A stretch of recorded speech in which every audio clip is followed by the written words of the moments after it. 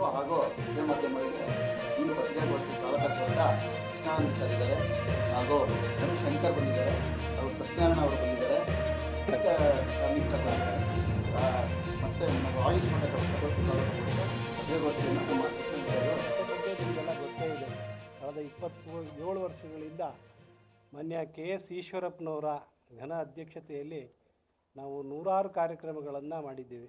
ಸಾಂಸ್ಕೃತಿಕವಾಗಿ, ಧಾರ್ಮಿಕವಾಗಿ, ಸಾಹಿತ್ಯಿಕವಾಗಿ ಮತ್ತು ಆರೋಗ್ಯಕ್ಕೆ ಸಂಬಂಧಪಟ್ಟ ಕಾರ್ಯಕ್ರಮಗಳನ್ನು ಹಲವಾರು ವರ್ಷಗಳಿಂದ ನಡೆಸ್ಕೊಂಡು ಬರ್ತಾ ಇದ್ದೀವಿ. ನಮ್ಮಲ್ಲಿ ಭಾಳಷ್ಟು ಜನ ಸಾಹಿತಿಗಳು ಬಂದಿದ್ದಾರೆ, ದೊಡ್ಡ ದೊಡ್ಡ ವಿದ್ವಾಂಸರುಗಳು ಬಂದು ಪ್ರವಚನಗಳನ್ನು ನೀಡಿದ್ದಾರೆ. ಇಂಥ ಶ್ರೀಗಂಧ ಈಗ 24ನೇ ತಾರೀಕು ಶನಿವಾರ ಶ್ರೀನಿವಾಸ ಕಲ್ಯಾಣ ಅಂತ ಒಂದು ಧಾರ್ಮಿಕ ಕಾರ್ಯಕ್ರಮವನ್ನು ಮಾಡ್ತಾ ಇದೆ. ಈ ಶ್ರೀನಿವಾಸ ಕಲ್ಯಾಣನ ನಾವೀಗಾಗಲೇ 3 ಬಾರಿ ಮಾಡಿದ್ದೀವಿ. 3ನೇ ಬಾರಿ ಮಾಡಿದಾಗ ಕೋವಿಡ್ ಸಮಯ, ಕಾಯಿಲೆ ಕಡಿಮೆ ಆಗಲಿ ಅಂತ ಮಾಡಿದ್ವಿ. ಜನನೂ ಕಡಿಮೆ ಆದರು. ಅವತ್ತಿನಿಂದ ನಮ್ಮ ಮೇಲೆ ಒಂದು ಹೊಣೆಗಾರಿಕೆ ಇತ್ತು ಮತ್ತು ಒತ್ತಡವೂ ಇತ್ತು.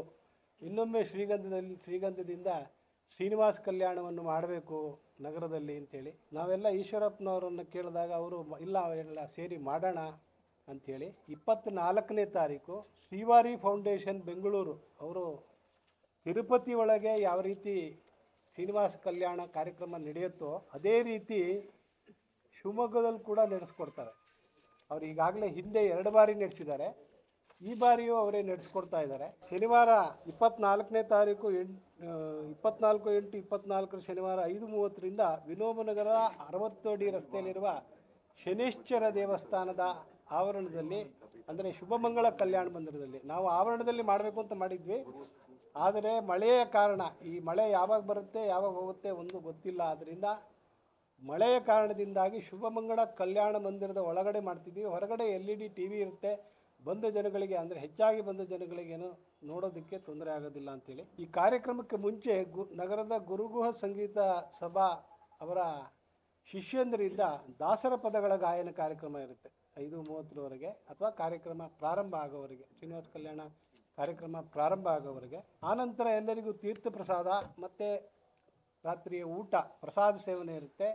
ನಂತರ ಕೊನೆಯಲ್ಲಿ ಎಲ್ಲರಿಗೂ ತಿರುಪತಿಯಿಂದ ಲಾಡು ತರಿಸ್ತಾ ಇದ್ದಾರೆ ಈಶ್ವರಪ್ಪನವರು. ತಿರುಪತಿಯಿಂದ ಬಂದಂಥ ಲಾಡುನ ಎಲ್ಲರಿಗೂ ಪ್ರಸಾದ ವಿನಿಯೋಗವಾಗಿ ಕೊಡ್ತಾ ಇದ್ದಾರೆ. ತಾವೆಲ್ಲರೂ ತಮ್ಮ ಪತ್ರಿಕೆಗಳಲ್ಲಿ, ತಮ್ಮ ಮಾಧ್ಯಮಗಳಲ್ಲಿ ಈ ವಿಚಾರದ ಬಗ್ಗೆ ಹೆಚ್ಚಾಗಿ ಪ್ರಚಾರ ನೀಡಿ ಕಾರ್ಯಕ್ರಮವನ್ನು ಯಶಸ್ವಿಯಾಗಿ ನಡೆಸಿಕೊಡೋದಕ್ಕೆ ನಮಗೆ ಅನುಕೂಲ ಮಾಡಿಕೊಡ್ಬೇಕು ಅಂತೇಳಿ ಶ್ರೀಗಂಧ ಸಂಸ್ಥೆಯ ಪರವಾಗಿ ತಮ್ಮೆಲ್ಲರನ್ನು ವಿನಂತಿಸ್ತಾ ಇದ್ದೇನೆ. ನಮಸ್ಕಾರ. ಐವಾನ್ ಡಿಸೋಜ ಯಾಕೆ ಅಂತಂದರೆ, ಮನುಷ್ಯತ್ವವೇ ಇಲ್ಲದೆ ಇರೋಂಥ ಬಾಂಗ್ಲಾದೇಶದವರು ಅಲ್ಲಿಯ ಹಿಂದೂಗಳ ಜೊತೆಗೆ ಕ್ರಿಶ್ಚಿಯನ್ರನ್ನ, ಬೌದ್ಧರನ್ನ, ಸಿಖ್ರನ್ನ ಕೊಲೆಗಳು ಮಾಡಿದ್ರು. ಹಿಂದೂ, ಕ್ರಿಶ್ಚಿಯನ್, ಬೌದ್ಧರು, ಸಿಖ್ರು ಹೆಣ್ಮಕ್ಳ ಅತ್ಯಾಚಾರಗಳಾಯಿತು.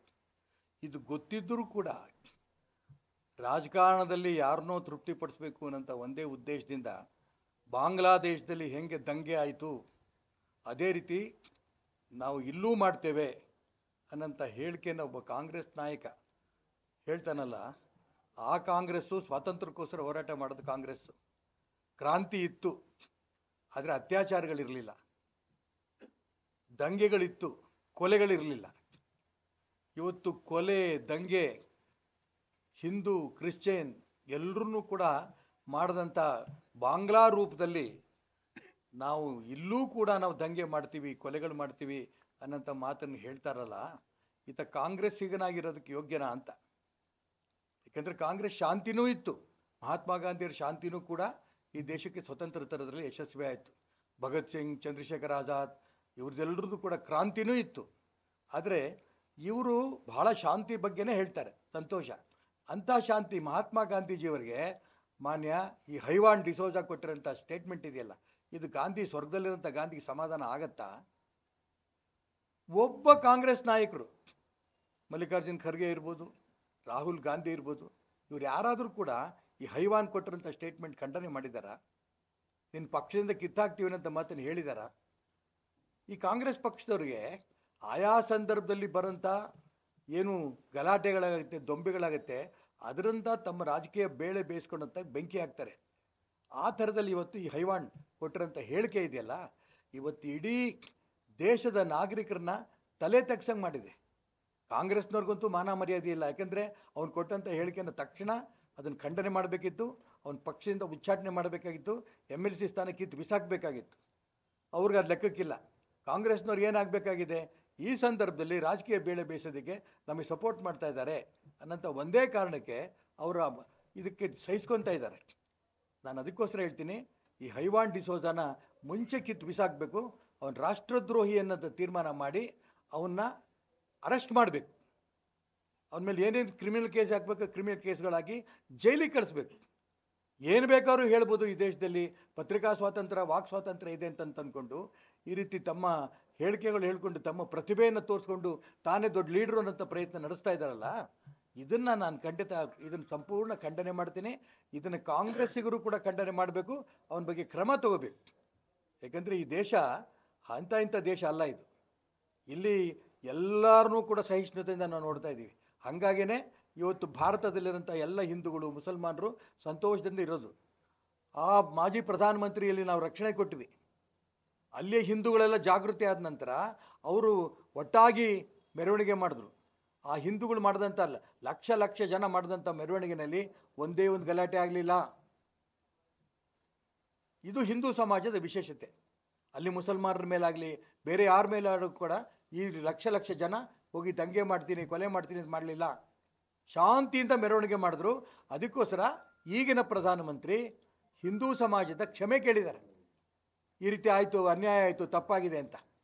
ಆದರೆ ಇವನು ನಮ್ಮ ದೇಶದಲ್ಲಿರೋಂಥ ವ್ಯಕ್ತಿ ಇಲ್ಲಿ ಅನ್ನ ತಿಂದು ಇಲ್ಲಿ ಗಾಳಿ ಕುಡಿದು ಈ ವ್ಯಕ್ತಿ ಹೇಳ್ತಾನೆ ಬಾಂಗ್ಲಾದಲ್ಲಿ ಆದಂಥ ದಂಗೆ ಇಲ್ಲಿ ಮಾಡ್ತೀವಿ ಅಂತ.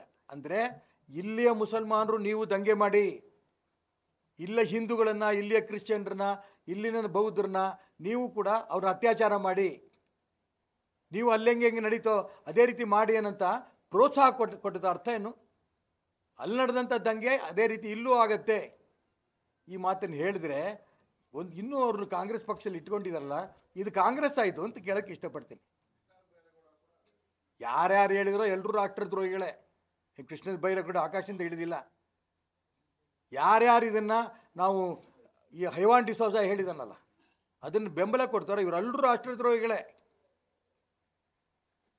ಸೋಮೋಟೋ ಕೇಸ್ ಹಾಕಬೇಕು, ಯಾರೋ ಬಂದು ಕಂಪ್ಲೇಂಟ್ ಕೊಡಬೇಕು ಅನ್ನೋಂಥ ಅವಶ್ಯಕತೆ ಇಲ್ಲ. ಇದು ದೇಶದ್ರೋಹಿ ಹೇಳಿಕೆ ಕೊಟ್ಟಂಥ ಸಂದರ್ಭದಲ್ಲಿ ಸೋಮೋಟೋ ಕೇಸ್ ಹಾಕಿ ಅವನ್ನ ಅರೆಸ್ಟ್ ಮಾಡಬೇಕು, ಒಳಗಾಕಬೇಕು.